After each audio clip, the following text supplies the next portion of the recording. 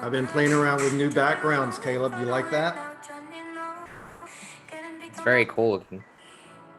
I don't want to impress y'all too much with my dance moves. How are you guys? Now I got to figure out how to turn this off.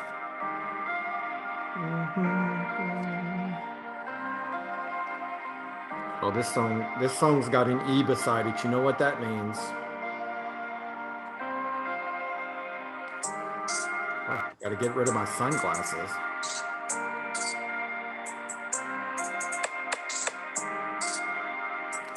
There we go.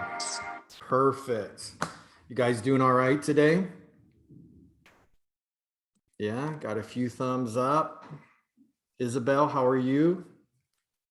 Good. Oh, we got more food up in the library quadrant over there today. Not fair. Maddie, you made it to North Carolina. Yeah, how was your I trip? did. I did. Trip went well? Yeah, everything was fine. It was a long flight, but it was worth it. Yeah, how's the boyfriend? He's good. He went to go, he was at work. He came back and he went to go run an errand. I don't know what he's doing. Like, I got class. I am a good student. You know the saying, school before bros, right? You heard that? Yeah, probably not, because I just made that shit up. Lillian, how are you? I'm good. Just tired. Lillian, you are always tired. You need to get some rest. Well, I had a test today, so I was studying for that. What class? Microbiology. Ugh, that sounds horrible. Yeah, I'd be tired. I'd be tired too. There's some days that I'm like really happy that I teach speech. Like, I have friends, they're like, yeah, my students had a geology exam today. And I'm like, geology? And I have a friend that teaches physics back in Wisconsin. And I'm like, yeah, no, I can't imagine trying to teach physics. Like, I don't know. It just does not sound fun to me. Zoe, is Angel with you today or just you? She is running late. I don't really know what's happening there. Okay, so she'll Coming. We lost Zoe. Zoe's frozen with a finger pointed at us. Oh, look at that. Oh my God, that was so sweet. Did y'all see that? I knew you were going to do that. Well, I mean, I'm just observing. I teach speech. I see nonverbal communication. I would make some jokes about men in uniform, but that would be unprofessional of me, so I won't. I think they're funny, so it's fine. I love Maggie's nonverbals. She's always up in the, like, just look at Maggie's nonverbals. She'll tell you everything. So today we're going to talk about introduction to rhetorical criticism.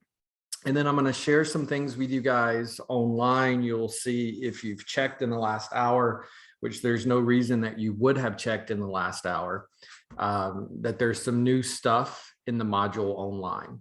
So I'm starting to put that information out there for you guys, because not next Tuesday, but the next Tuesday, you have your first speech and first component of the paper, which is essentially going to be the introduction to the artifact.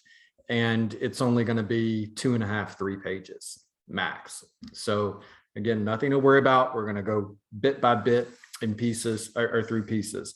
So I know Zoe is in the English class. Who else is taking that English class? Okay, 2 of you. Are you in class with Zoe? Is it the same class, same teacher? No, who's you guys' teacher? My teacher is Dr. Davis Bibb, and Maddie's also in the same class with me. Okay, Dr. Chelsea Davis Bibb.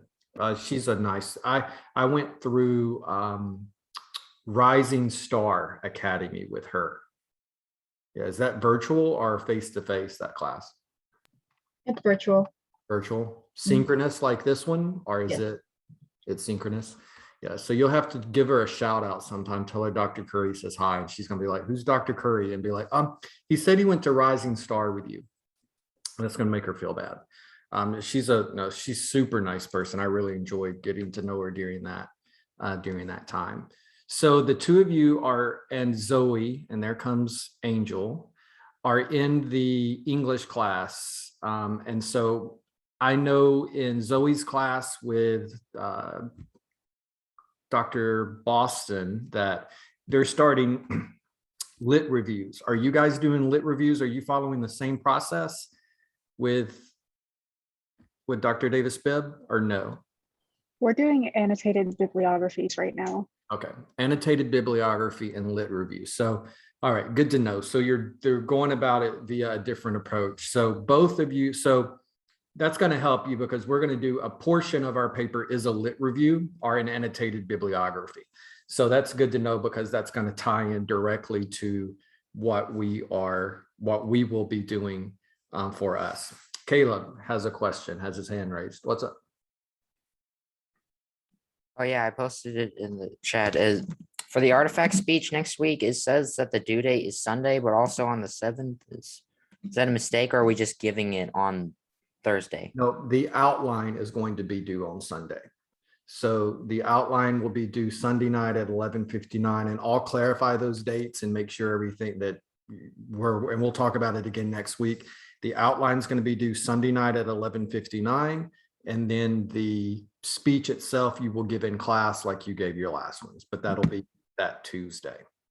Okay, thank you. Okay, you're welcome. And the speech is going to be about the artifact, and we'll talk more about that today. I just wanted to get an idea of, let me lower Caleb's hand. There we go. Get a better idea of what classes you guys were in and if you were in them. Angel, are you in one of the English classes? You are? Yes, sir. Okay, are you in Zoe's or are you in the one with Isabel and Maddie?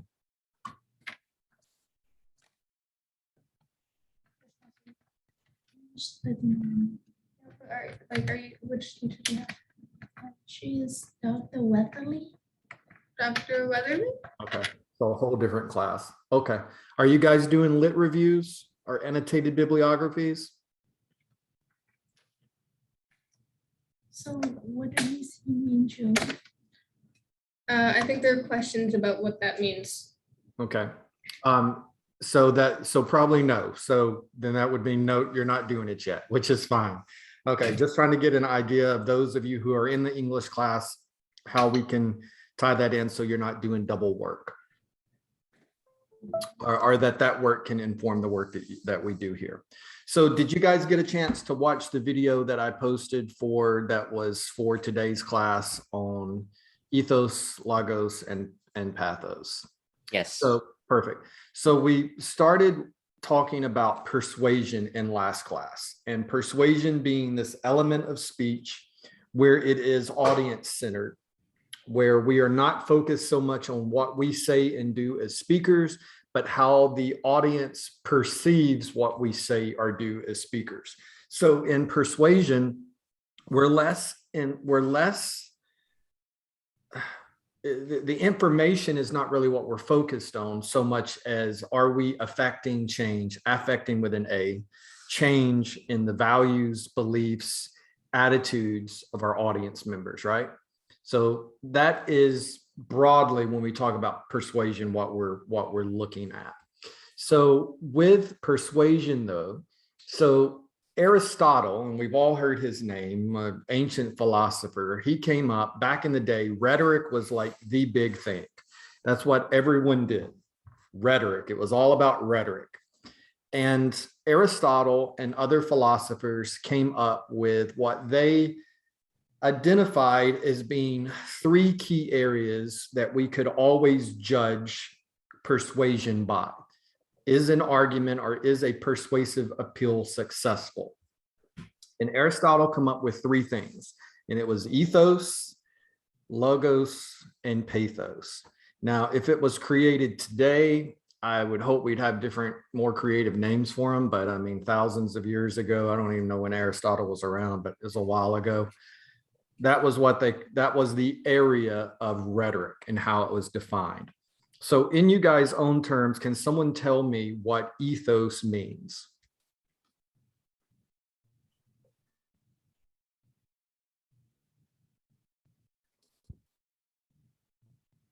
So I'm going to assume that maybe you're not clear about what ethos means. Isn't it the judge of the character? Okay, it is. So it would make more sense if they were aligned in terms of names, like ethos, E being for like emotion, but it's not. Ethos is credibility. Like And first impressions, right? a lot of times credibility does deal with our first impressions. And so if we look at ethos, an easy way to think of it is ethos equals ethics. And ethics is part of being a credible speaker. Definitely being part of it. Not all of it, but part of it. But if you think ethos, think ethics. And then that should trigger in your minds credibility, speaker credibility, and trustworthiness. And we talked about that as a key foundation for persuasion in last class. We had two components. We had one little bubble of credibility. Credibility equals trustworthiness plus what? Anybody remember?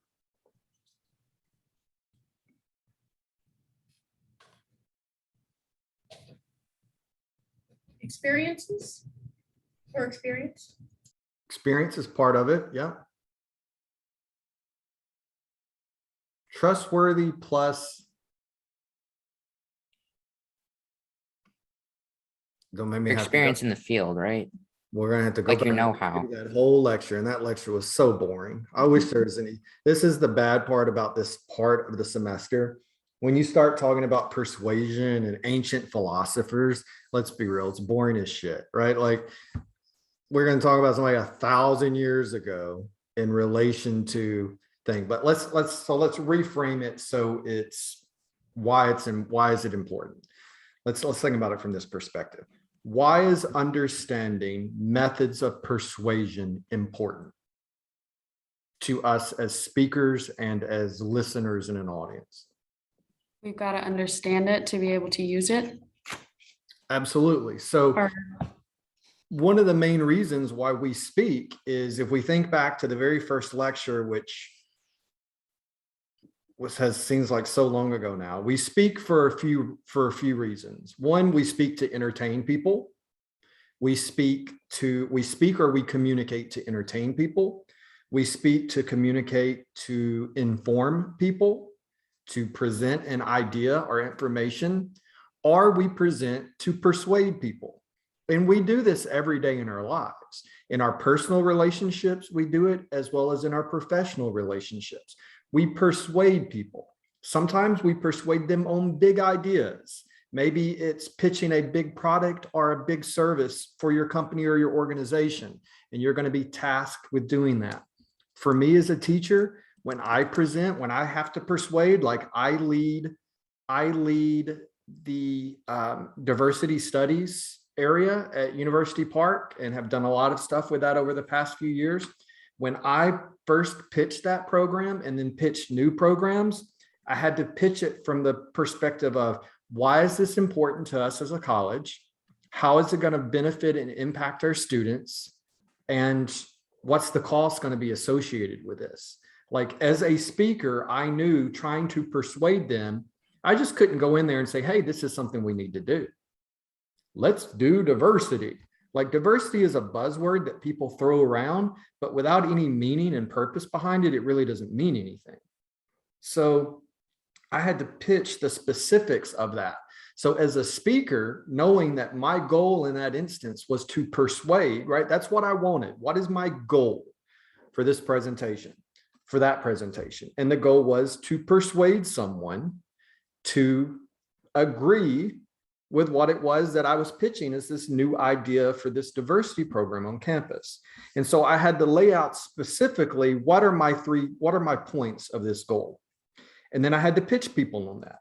So as a speaker, understanding that my audience was going to be looking for or wanting certain things was beneficial to me. Now, ethos, pathos, and logos, this time-tested area of persuasion, is important because it provides you a roadmap of how to successfully persuade people. So Maggie raised her hand. Yes. Say logos again. Legos, Lagos, Excuse me, it's not a Lego. Logos. I'm from the country, Maggie. I was born and raised in Tennessee. Yeah, we seem to be speaking wrong. Le- Anyways, continue. That Legos, like offended me. Lagos, Are you Logos. from New York, Maggie? It's Logos. Exactly, logos. I'm glad y'all are so concerned over the pronunciation of the word. I'm going to remember that when I start grading speeches on on the presentation. All right. So Maggie says in the chat that it is trustworthiness and expertise. Yes, credibility is trustworthiness plus expertise. Now, expertise, we can't really manufacture expertise. We can't, like, if we lie about it, then we're not being ethical communicators. So we shouldn't go up and say, hey, I have 15 years experience in XYZ if we don't have 15 years experience. Sometimes people do. But if you know that they're lying about that, then you're not going to listen or believe anything that they have to say. So expertise comes over a period of time. It's like respect, it's earned. You earn it over a period of time. One day you wake up and you'll realize you're now old and you have history that is equal to expertise in a field. It's just sort of how life happens. Now, trustworthiness is an interesting part of credibility because that's the part that you can control. Caleb at 15 can be trustworthy and he can display trustworthiness to us by dressing professionally, by being knowledgeable about his topic, by presenting credible sources, factual sources, by speaking about things that are relevant. So we can control and shape the trustworthy aspect of credibility. The expertise comes later. Now, sometimes you get lucky and you can have both. So I have expertise. We talked about it last class. I have that little PhD beside my name, which gives me credibility, but apparently not to Maggie. Gives me credibility to the other 6 of you. No, so sometimes we have expertise manufactured in our titles, and that's why organizations give you fancy titles. When I worked in banking right out of college, I worked my way up to being executive vice president. Not executive vice president of the corporation. That was a title that you earned. You could be a vice president, senior vice president, executive vice president. It was just a layer of distinction that we got in terms of recognition for success. And when you would go speak to other people, when you had that title and it's on your business cards, it manufactures credibility. It's manufactured credibility. So the trustworthiness aspect of it, you can manufacture, but you can also share some about your own lived experiences. If you've got a lot of experience in a certain area or aspect, then you can talk about that through personal storytelling, et cetera, and that will help increase credibility from that aspect in terms of expertise. So when you hear the word ethos, think ethics, credibility, trustworthiness, plus expertise, and how you can use that to influence your audience. So it's sort of manipulative in a way. Like if you think about it, when you get in front of an audience, when I get in front of an audience, or if I'm pitching an idea, I talk about my experience of how I ran diversity programs at the University of Wisconsin in Madison. I talked about that. I talked about the years of research that I had conducted in LGBTQ studies, what we call queer pedagogy, queer research.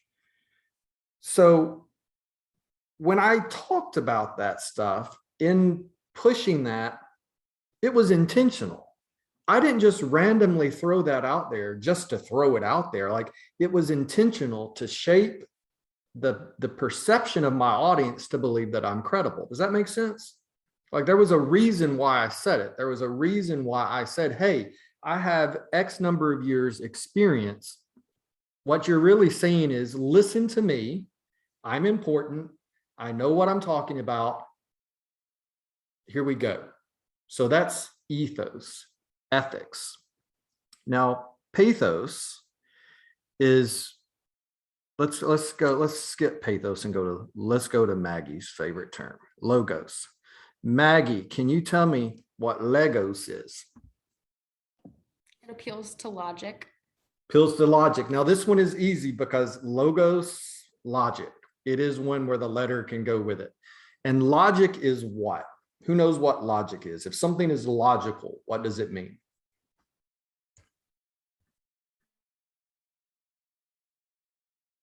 Commonly understood. Okay. Uses facts and data. Facts and data, commonly understood. Okay. Logic means that we're appealing. So if ethos is we're appealing to our credibility, which is trustworthiness and expertise, logos is appealing to logic, which is rational thought and behavior, which is influenced by facts and data. So if we give someone factual data, that is, we talked about last time, the importance of sources being credible and how we can, there were different things. Remember, we talked about, is an author listed? Is there a date? Is it relevant? Is it recent? Is it factual, et cetera? There are all these different components to that we can look at. But it's applying to the sense of rational. Is it factual? It's data driven. It's not opinion driven. Logos is never opinion driven. It's not, I feel that we should do the following. So for instance, I'm gonna expand on the example that I started with about the diversity program at University Park. Now, I could very easily say, I feel from my experience that these types of programs are beneficial to students. That's my opinion, though. I feel that these types of programs are beneficial to students. However, if I'm using logos, I'm not going to say it as an opinion. I'm going to say it as the research suggests that if a teen youth who identifies as being LGBTQ plus under the age of 17, that they are more than 50%, there's a 50% greater likelihood that they attempt suicide over the course of being age 8 to 18. That's a fact. That's proven through data, printed in published research that is credible, that has authors and organizations and everything clearly stated. That's a fact. So if I say that, I'm really saying the same thing, right? That this program is important. But one of them, in one of those examples, I stated it as an opinion. And in the other, I stated it using logos as the foundation for my statement. Here's the facts. Here's what the data says. And so again, in that instance, who are you using? What sources are credible? So for instance, I cite the Trevor Project. It's the nationwide leader, the leading foundation for suicide prevention among LGBT youth. They're the leader, they are the experts. So I cite them, I use their research, I use graphics and things from them. So that's logos. Logos is logic. Is it rational thought, data, fact-driven, not opinion? All right, so let's start from the beginning. Ethos is what? Credibility, first impressions.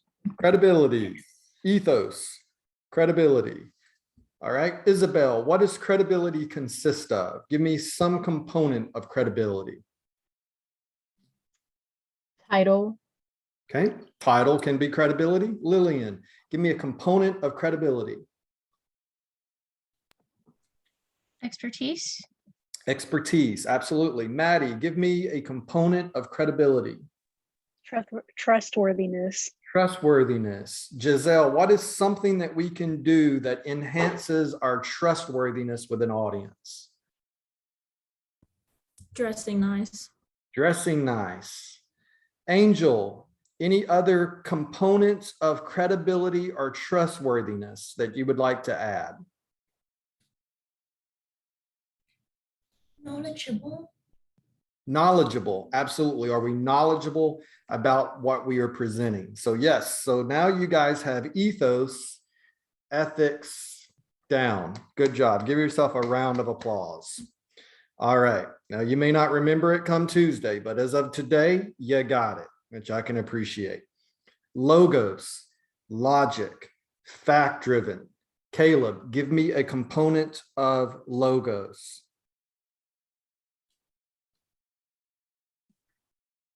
Well, a large part of it appeals to the rational behavior in our brain Okay, rational or in the behavior. audience. Yep, rational behavior for us and our audience. Zoe, give me a component of logos. Data. Data driven, absolutely. Logos, logic, just think logical. Is it logical? Does it make sense?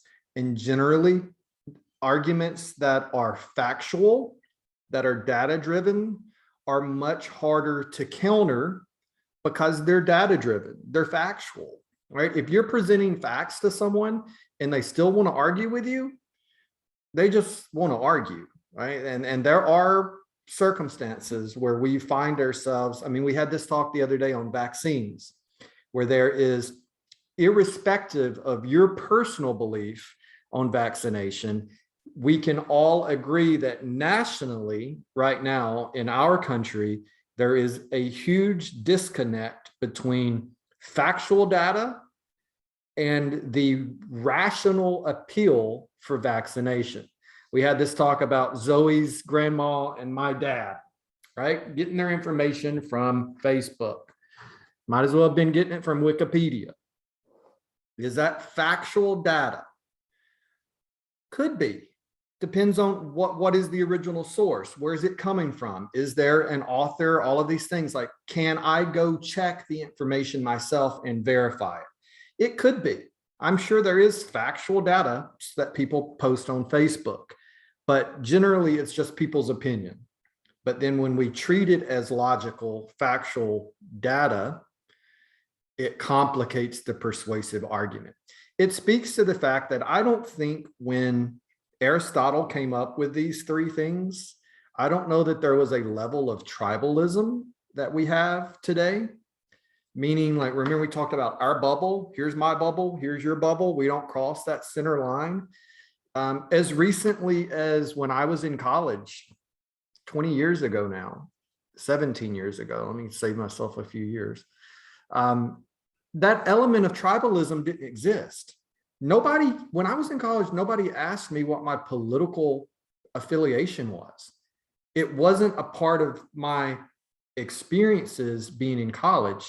Like, you could have civil discourse about things that you disagreed with people, and it was, we just could do it.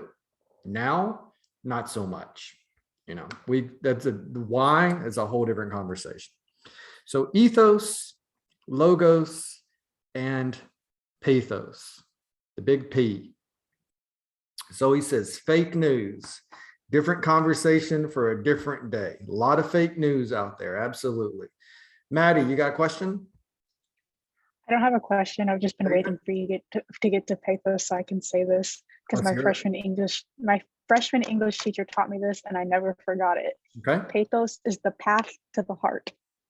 Oh my God, I love that. I'm gonna write that down in my notes. Path to the heart. I love that. Thank you for sharing. That's how you can get it to start with the letter like the other two. So we call it pneumatic devices, things that help us remember. And pathos is hard for students because it does not sound like anything like what it means. Pathos is dealing with emotion. So I love that, the path to the heart. So pathos is when our argument is emotionally driven. So if we think back to the end of last class, I shared a video that was put out from New York State regarding drunk driving, drinking while driving. Was that a ethos driven pitch, a logos driven pitch, or a pathos driven pitch? Pathos. And why was it pathos? Well, she What didn't were talk some of about the characteristics that made it pathos? she didn't talk about her experience, and she didn't provide any data-driven information. What did she provide? Basically, an anecdote. Okay. And A generally, very sad story. it was a sad story, right? A very sad story. So she very well, if she was appealing to logos in that instance, it would have been this number of people were killed by drunk drivers in New York State last year. That's logos, that's fact, that's data.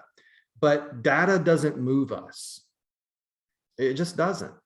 It doesn't even move academics. Like smart people with years of experience, like data doesn't move people like emotion moves people. I'll share a video with you guys next week from something I've been creating for, I'm getting ready to do a national presentation on my diversity program. And I've struggled in the training. It's a 3-hour training that I do nationally. And in the training program, like you guys think it's hard, like giving a 6-minute speech. I talk for 3 hours. Yeah, it's tough. But in it, I've struggled because the data is so important. Like the numbers matter. The number of kids who attempt to kill themselves because they feel like no one cares and sees them and values them and supports them for who they are based on their identity, it's disheartening. And those numbers should move people, but they don't. We hear them and we say, oh, wow, that's sad. That's a lot of kids. But it doesn't move us. It doesn't steer us to action in the way that a story can. So what I've done is I've used a song, Anonymous, from the soundtrack to Dear Evan Hansen, and I've put it to pictures of news articles of LGBT youth who have killed themselves because of their identity. And so I'm overlaying this song that talks about these feelings of kids feeling anonymous, that no one sees them and values them and supports them and what that means. And I've overlapped that to music of that song. And I've sent that to 3 people that I work with who have been part of these studies. And all 3 people have sent me a message back and said, thanks for making me cry. Right? Because it's emotion. It's pulling, it's the pathway to the heart. I love that phrase, Maddie. It is the connection from data that should move us to the emotion that does move us. And so how do we do that as speakers? Understanding that is important. And it's also important as an audience. I'm going to send you a link to a TED Talk where the guy talks about how he does it, how you do it, and how you can move an audience through certain feelings without them even knowing that you're moving them. Caleb. Could you repeat that? It's the connection from the data that should move us to. I have no idea what I said. It'll. Ethos. I'll put the video link up for you, Caleb. It should move us, right? The data should move us, but it doesn't often move us. But it is the pathos, this appeal to emotion, this, as Maddie says, the pathway to the heart. That is what moves people. So if you want to move your audience emotionally, you got to use pathos. I'm watching this person walk by, Angel and Zoe in the back, and it looked like I was trying to figure out what was going on there. Easily distracted. So this pathway to the heart. So we have ethos, our ethic-based, ethic-driven, credibility, trustworthiness. Logos, factual, data-driven, logic, rational appeal. And then pathos, this path to the heart are the use of emotion. So I'm going to share with you guys now a video. Let's watch another video together. Let me go share.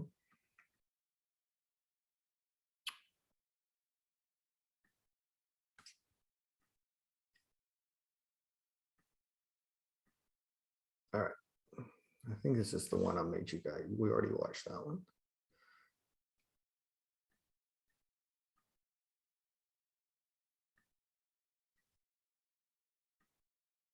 Let's watch this one. We speak student. Ethos, logos, pathos. A la shmup. Kind of like Larry, Curly, and Mo. We all hate losing arguments. It feels good to be right, but it feels even better to convince someone else that you're right, and then maybe rub their face in it a little bit. Woo! What if you had a bag of tricks that you could go to anytime you felt someone needed a little persuading? Thanks to Aristotle, the great thinker from ancient Greece, I'm smarter than you. We have 3 such tricks that will often get the job done. They're not foolproof. In other words, they won't usually get you out of mowing the lawn or doing the dishes. But if you're writing an argument essay and want a reader to see, understand, and agree with your point, these tricks are the bee's knees. Collectively, they are referred to as rhetorical devices. You want to know what they are? Sorry, that's a rhetorical question. The 3 devices are called ethos, pathos, and logos. Once you've mastered these tools, you'll be able to write a stellar essay, win political debates, and sell just about anything on late-night television. Let's start with ethos. Ethos means moral character. When the speaker uses ethos, he's trying to persuade his audience by convincing them that he's a good guy. So if you pin someone up against a wall and demand that they prefer Coke to Pepsi, it's probably not the most effective means of persuasion. But if that same person gets the sense that you're a decent human being who just wants to discuss the subject in a calm manner, he may be more willing to see another side of the issue. But moral character alone isn't going to get her done. Enter pathos. Pathos means emotion. As a rhetorical device, pathos gets us to stop thinking and start feeling. Political seem to have down to a science. Yeah. Feelings. Does this mean we have to get all lovey-dovey and mushy-washy? Well, no, but sometimes appealing to someone's softer side can do the trick. If you're trying to convince a reader that crude oil is bad for the environment, don't just cite figures and fill up the pages with a bunch of charts and graphs. Talk about the animals that are affected, Bambi, and often killed when there's a spill. It will only help your case if you can get your reader to cry over spilled oil. And then there's the 3rd and final rhetorical device, logos. Logos means reason, think, logic. Here is where all those aforementioned charts, graphs, and figures come into play. But it's also about explaining to your reader in clear and concise terms why they should logically agree with your point of view. It's about providing concrete evidence to support your claims. If you can make them feel stupid for daring to think anything different, all the better. But what's your name? So when writing an argument essay, don't set pen to paper without the big 3 in your corner. Ethos, meaning moral character, pathos, meaning emotion, and logos, meaning reason. You may also want to use which won't add anything to your argument. They sure are delicious.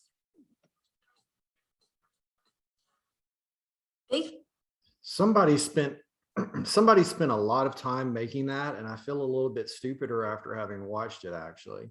But it does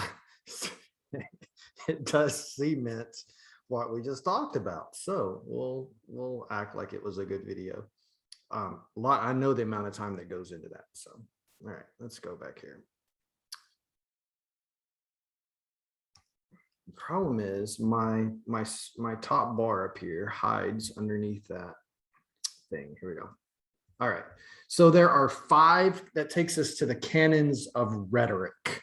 And this is one of those things that is interesting because I've taught you this already and you didn't even know you were being taught it.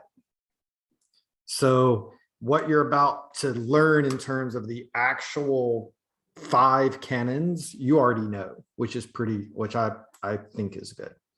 So when we talk about canons, they are tenets that classically we look at when we think about persuasion.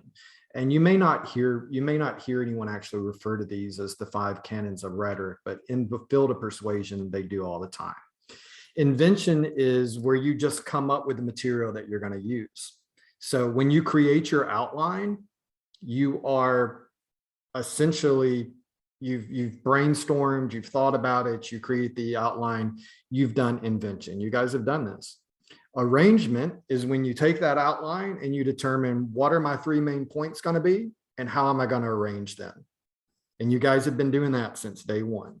So how do you arrange the information?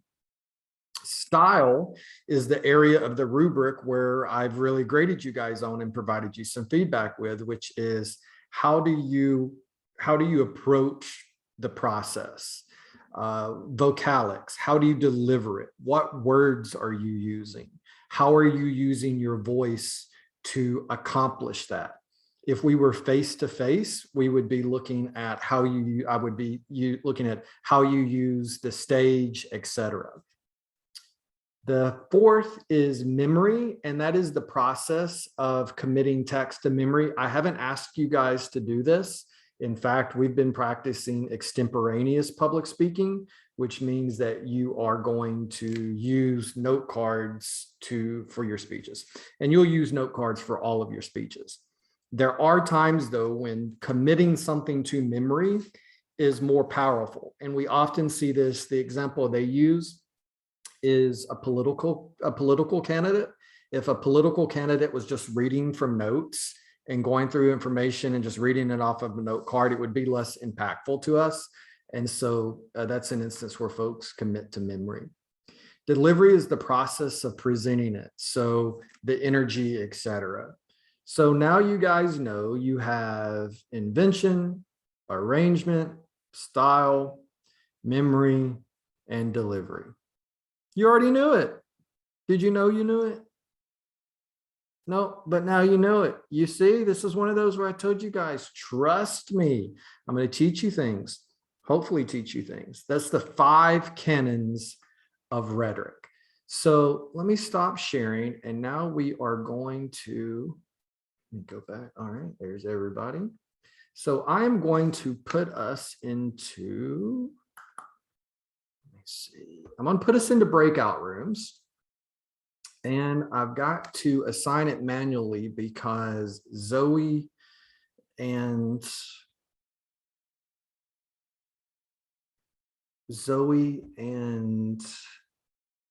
Angel are together.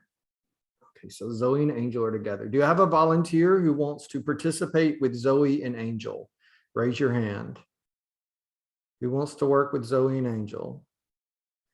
Okay, nobody wants to work with Zoe and Angel. All right, so What are we working with? I'm gonna tell you, Caleb. So, all right, so Caleb is going to be working with Zoe and Angel. Thank you for volunteering, Caleb. All right, let me add another room. So room 2, we are going to have Giselle and Isabel. All right. In room 3, we are going to have Lillian, Maddie, and Maggie. So I'm going to open the room up here in a moment, and you're going to have 5 minutes. And what you're going to do in your breakout rooms is the following. Here's the dilemma that I want you to convince me. I want you to convince me why I should have a TikTok. Okay? Why I should have a TikTok. Now, Caleb, Zoe, and Angel, I want you to use ethos. I want you to create an argument of why I should use TikTok using ethos. That is your approach is to use ethos. Isabel and Giselle, you are going to convince me using pathos. And lastly, Lillian, Maddie, and Maggie, you are going to convince me that I need a TikTok using logos as your primary means of convincing me. All right, so I'm going to send you guys to the breakout room for 5 minutes, and then you guys can talk and create an argument using your style, whatever you've been assigned. If you want to throw a graphic in there or something that's important to, I'm going to tell you if you've convinced me or not. All right, I'll see you guys in about 5 minutes.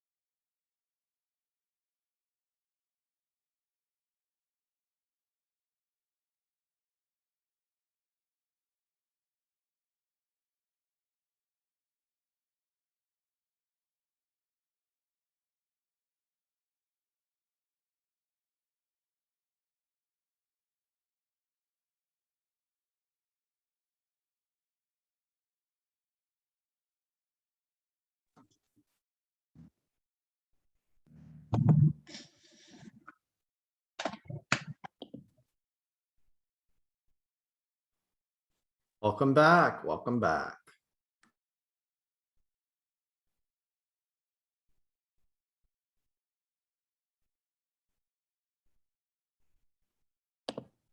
You guys look very focused. We're Yeah, very just like prepared. we're just like so on top of this. Yeah. Had it done under 5 minutes. You know, I know you guys came right back from the breakout room. You guys are like, we're ready. We are ready to persuade. Mhm. Everybody else is scrounging for their last seconds of time. Yeah. Yeah. And Do we get? here they come back. Bro. Wow.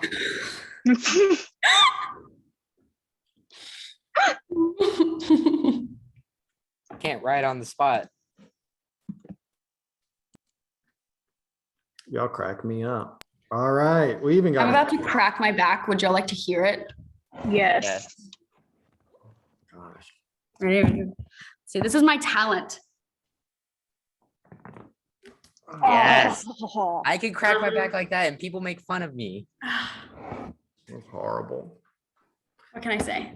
That's what People, 12 years of gymnastics will do to you. people say I have an old man back. People say the same about my back. Twinsies. Bro. Well, now it's like the PBS, the more you know. Thank you guys for sharing. I appreciate you, your disclosure of that. that's Maggie's hidden talent. Maggie's hitting talent. Yes. So who's in Maggie's group? All right. And you guys had what emotion, what appeal? Legos. We had logos, and I'm ready. I heard that, Maggie. Maggie, right. stop. So let's hear your Gifts. let's hear your pitch. Okay. Dr. Curry, everybody needs a form of entertainment. It's just a fact of life. You need something to do when you have nothing to do. So how would you like to be a part of the 7th most used social media platform in the world with 2 billion downloads and 100 million monthly users? I'd say that's a pretty good deal.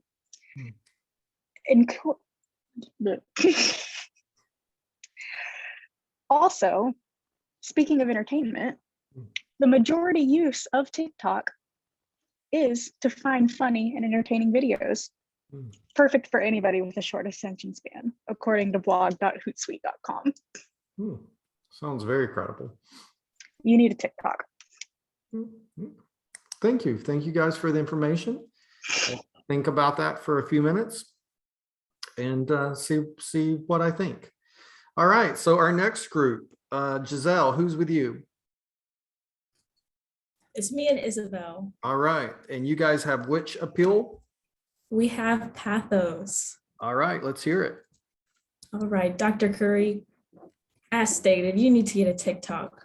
This reason being, the amount of cat videos you can see that'll make your day 100 times better, that'll put a smile on your face. Unbelievable. Unbelievable. Isabel has a video that she wants to share with you on the screen. She's going to share. Yes, yes, definitely.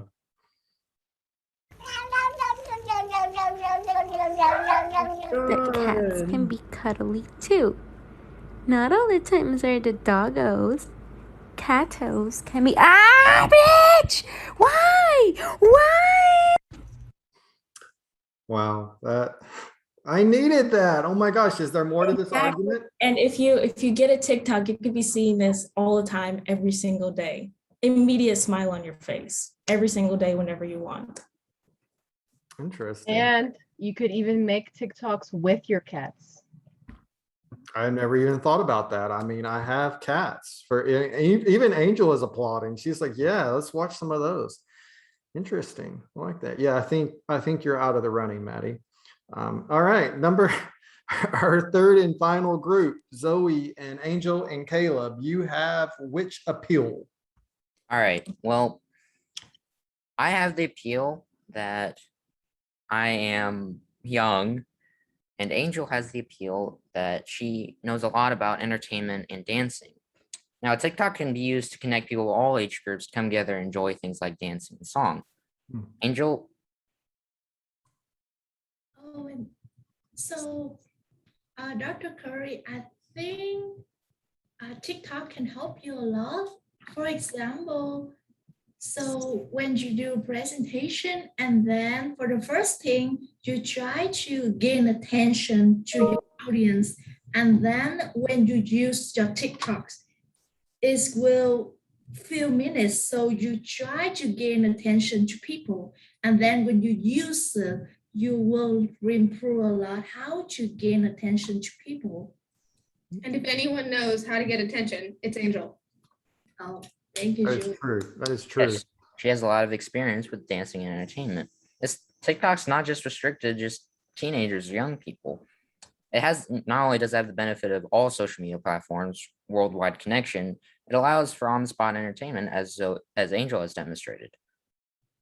Yes, and for Interesting. my friend, she is 8 years old. She also used TikTok to dance, and it is so impressed to other people older than her.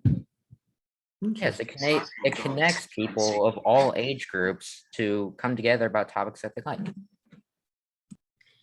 So you all make some very good points.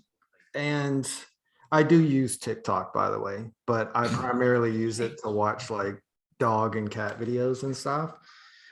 And here lately, I've been actually watching it for news though. Like on the Brian Laundrie update, like people would do like headlines and stuff, like when they were searching for Gabby Petito, like I was really involved in that. And people would do these news things with the article and they'd be like talking about theories and stuff. And I actually found it pretty interesting. I thought, well, this is an interesting way to share information and stuff. But most of the stuff I do watch are like animal videos.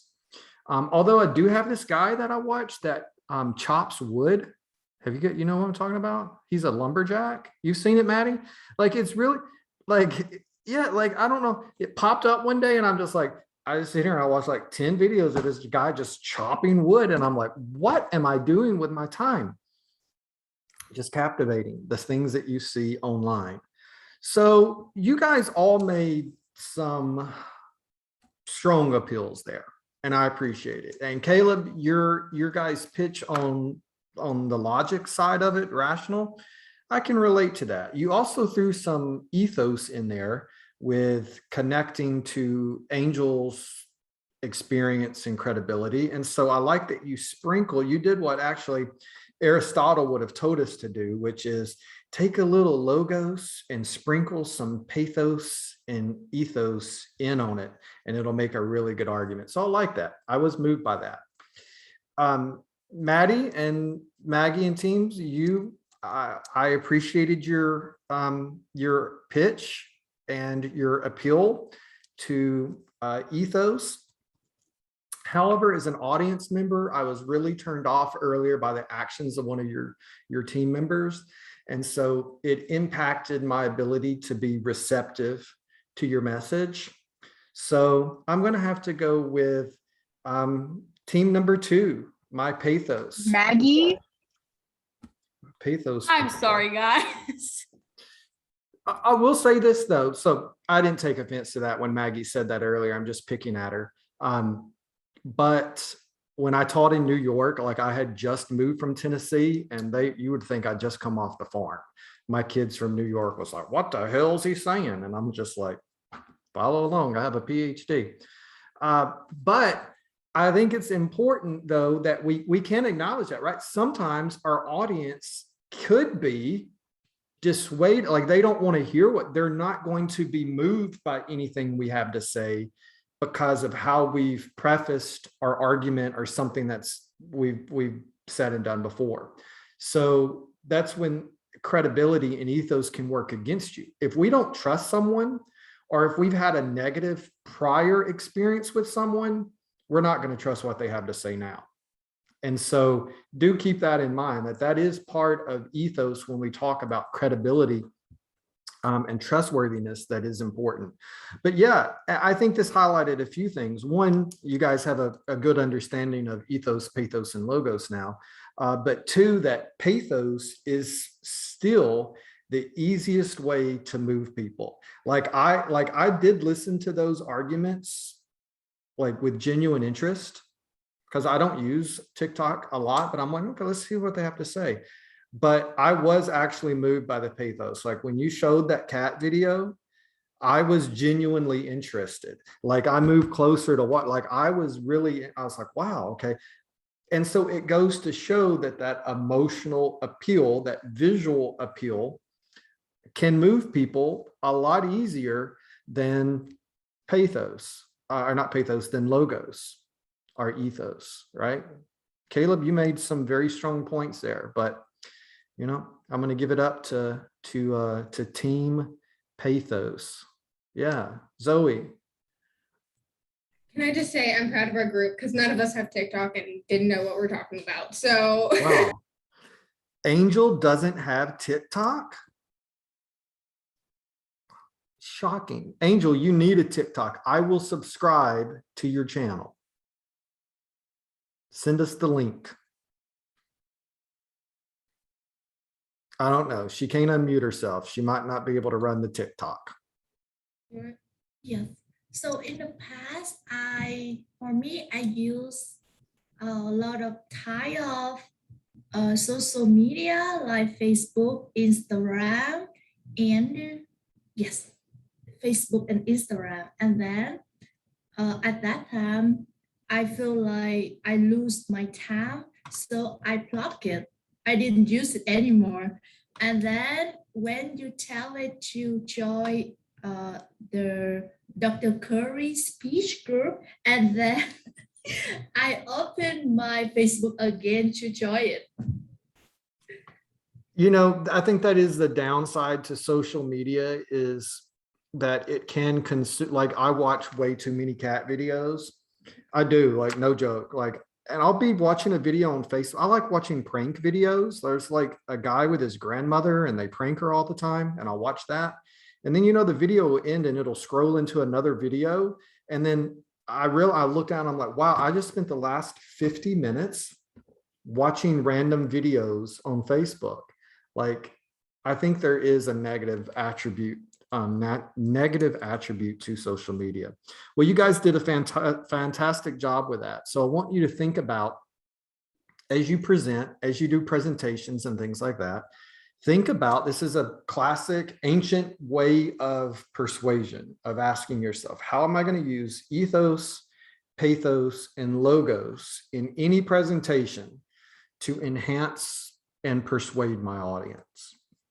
All right, so I want to go now and I want to share, I want to show you.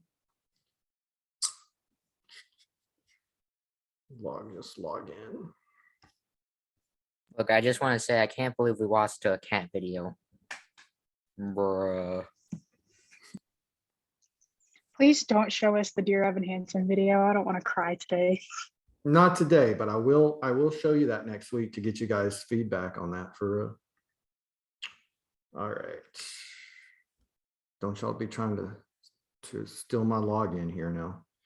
I'll see y'all be going into it. I know your password now. Asterisk, asterisk, asterisk. Y'all will be going in here and like changing the course assignments and stuff. Be like, oh, no homework due this week. I tell y'all I'm busy. Look at that. Look how many, look. Oh my gosh, where did they go? Look at this. Classes, class. One honors class. Struggle much, Dr. Curry? Some weeks I'm just like you guys. I do struggle. All right, so I got a lot of hidden stuff in our class. Let me go to how it looks for you. All right, so you'll see the inclusion here of a few new things. Can you guys see, because I don't have the videos up, can you guys see that?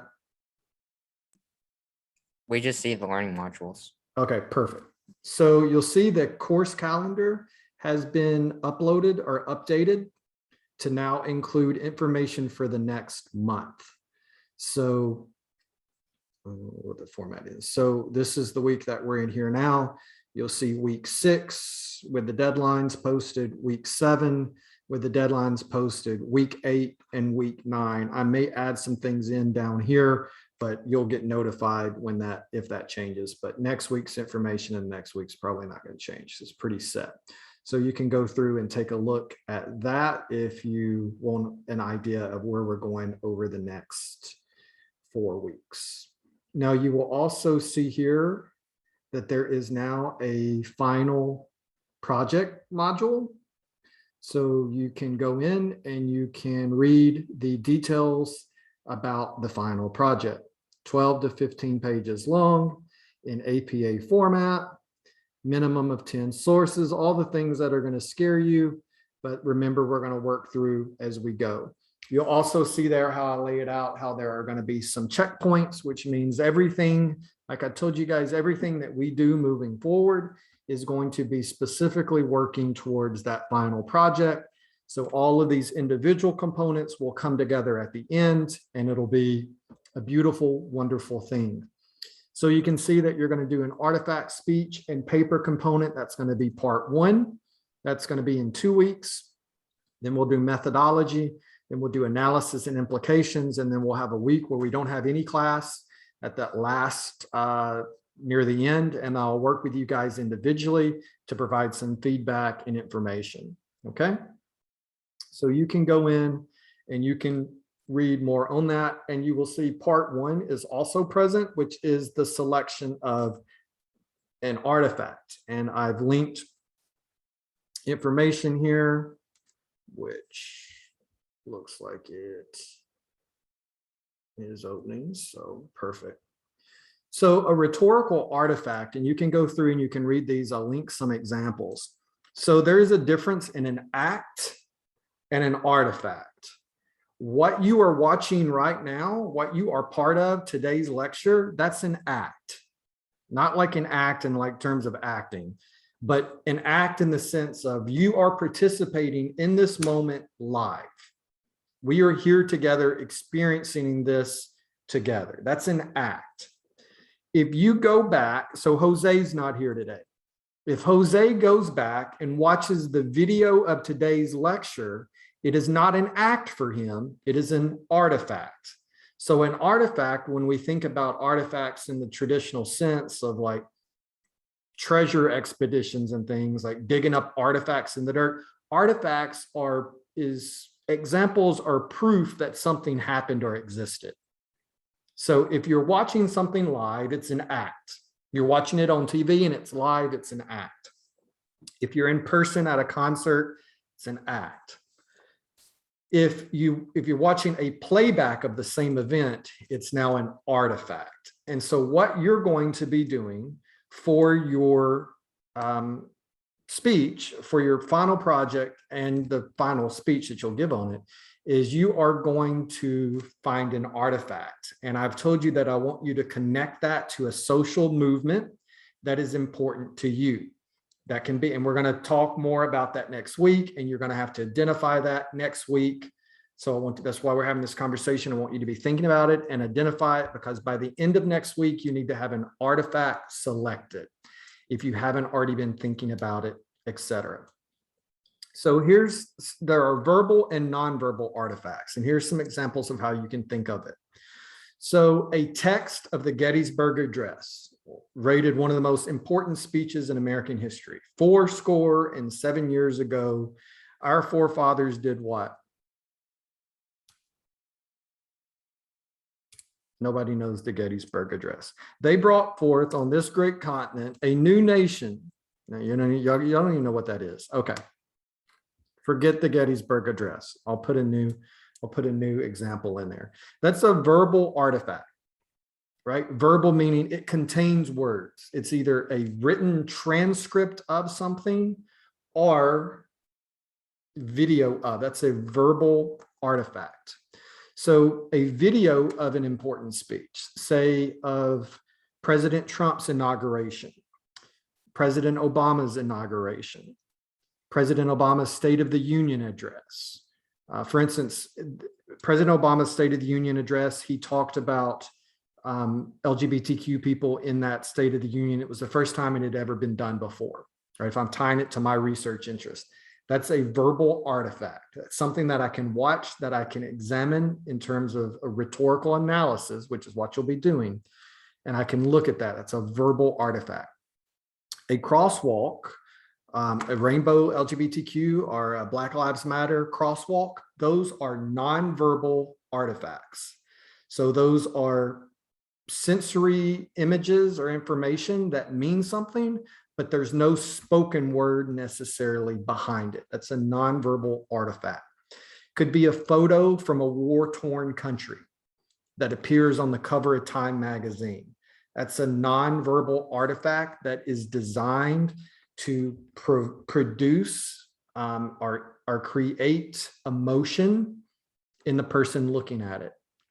So that's what I want you to do. I want you to pick a social cause that is interesting to you. It could be on literally any social cause that you want to talk about. It could be race related. It could be sexuality related. It could be voting rights related, immigration related, women's rights related, education rights. I mean, literally the world is limitless, but I want you to connect it to a social cause that's important to you. And the reason is because they'll just be much easier for you. If it's something that is relevant to you or interesting to you, it's going to be easier for you to do than if you just randomly pick a topic. Yeah, Caleb. All right, I have a couple questions. One, are we going to be receiving grades on our speech outlines and self-reflections? Or are those just like? Those are what I call ungraded assignments, meaning I'm not going through that. You will get a grade, yes, but it is a completion grade. So as long as I go in and you don't have like 2 words under the outline, like you've put the time into it, you're going to get full credit for those. Okay. Those are Also, ungraded. I just want to clarify that the speech, our artifact speech is due on Thursday. We're giving it on Thursday, next week. No. It's going to be the next Tuesday. Dr. Curry, Oh, okay. All right, Yeah. sorry. I also wonder about the topic I can do with a presentation. The final project, yes, will be a presentation. It will include both. It will be a requirement for the final project that there is a visual component. So with that, you will do what I do in my Zoom lectures, which is I go back and forth between a PowerPoint or a video and then just my video face to face. So you will do the same thing for your final project. You will. We're doing it the honors student, I can't remember what it's called, but the honors student event at the end of the semester, are we giving it there? No, it will be virtual the last week of class, just like we are now, but they will be recorded and shared for that event. Yes. Oh, okay. Yes.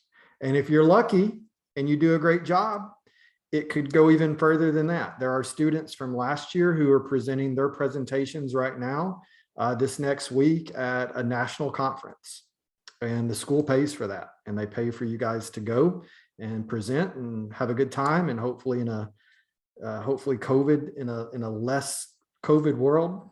I mean, that didn't make sense, but in a less COVID driven world, that you guys will have the opportunity to do that next year. So read through this. Don't swamp yourself with questions or concerns now. This is just so you can go through and take that initial look at it. But I do want you to identify an artifact. So remember, an artifact, you can go back through and read through it. You have to pick what that artifact is.